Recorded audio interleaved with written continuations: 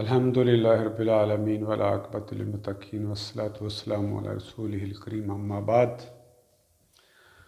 حضرت عمر بن خطاب رضی اللہ تعالیٰ عنہ روایت کرتے ہیں کہ ایک دن جب ہم رسول اللہ صلی اللہ علیہ وآلہ وسلم کی مجلس میں بیٹھے ہوئے تھے کہ اچانک ہمارے سامنے ایک ایسا آدمی آیا جس کے کپڑے انتہائی سفید تھے اور اس کے بال انتہائی سیاہ تھے اور اس پر سفر کا کوئی نشان نہیں دکھائی دیتا تھا اور نہ ہی ہم میں سے اسے کوئی پہچانتا تھا۔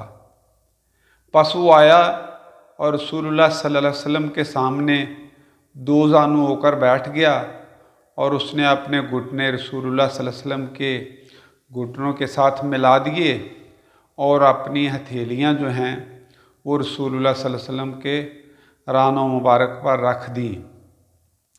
پھر اس نے کہا کہ اے محمد صلی اللہ علیہ وسلم مجھے اسلام کی خبر دیں۔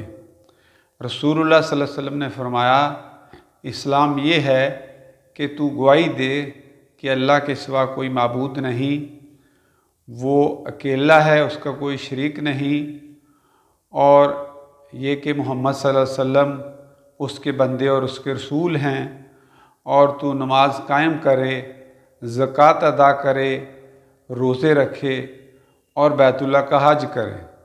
اس نے کہا کہ آپ نے سچ فرمایا۔ تو ہم نے اس پر تعجب کیا کہ وہ خود ہی سوال کرتا ہے اور خود ہی اس کی جواب کی تصدیق کرتا ہے۔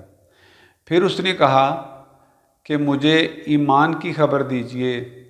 رسول اللہ صلی اللہ علیہ وسلم نے فرمایا کہ ایمان یہ ہے کہ تو اللہ پر ایمان لائے، اس کی کتابوں پر، اس کے رسولوں پر اور فرشتوں پر اور تقدیر پر ایمان لائے۔ تو اس نے کہا آپ نے سچ فرمایا۔ تو پھر اس نے کہا کہ مجھے احسان کی خبر دیجئے کہ احسان کیا ہے۔ رسول اللہ صلی اللہ علیہ وسلم نے فرمایا کہ احسان یہ ہے کہ تو اللہ کی ایسے عبادت کرے جیسا کہ تو اسے دیکھ رہا ہے، اور اگر ایسا تجھے مقام حاصل نہ ہو سکے تو پھر تمہارا یہ یقین ہونا چاہیے کہ اللہ تعالیٰ تجھے دیکھ رہا ہے۔ پھر اس نے کہا کہ مجھے قیامت کی خبر دیجئے، یعنی کہ قیامت کب آئے گی۔ تو رسول اللہ صلی اللہ علیہ وسلم نے فرمایا کہ مسئول جو ہے، یعنی جس سے پوچھا جا رہا ہے، اس کے پاس اس کے بارے میں یعنی قیامت کے بارے میں سائل سے کوئی زیادہ علم نہیں ہے۔ تو اس نے کہا کہ اچھا پھر مجھے قیامت کی نشانیوں کے بارے خبر دیجئے۔ تو رسول اللہ صلی اللہ علیہ وسلم نے فرمایا کہ جو لونڈی ہے وہ اپنی مالکہ کو جنم دے گی اور تو دیکھے گا کہ ننگے پاؤں، ننگے جسم، بکریوں کے چرواہے بڑی بڑی عمارتیں بنانے میں فخر محسوس کریں گے۔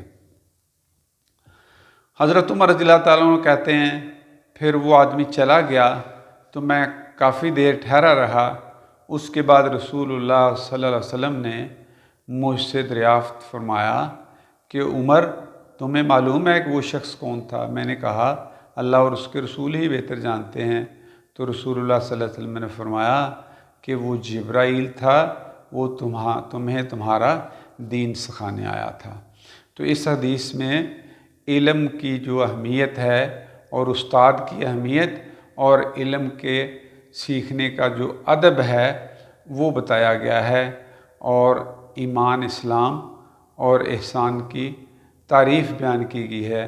اللہ تعالیٰ سے دعا ہے کہ وہ ہمیں صحیح معنوں میں، جیسا کہ رسول اللہ صلی اللہ علیہ وسلم نے اسلام کی تعریف کی، ایمان کی اور احسان کی، تو ہمیں احسان، اسلام اور ایمان کو قبول کرنے کی توفیق عطا فرمائے۔ وما علینا الا البلاغ المبین۔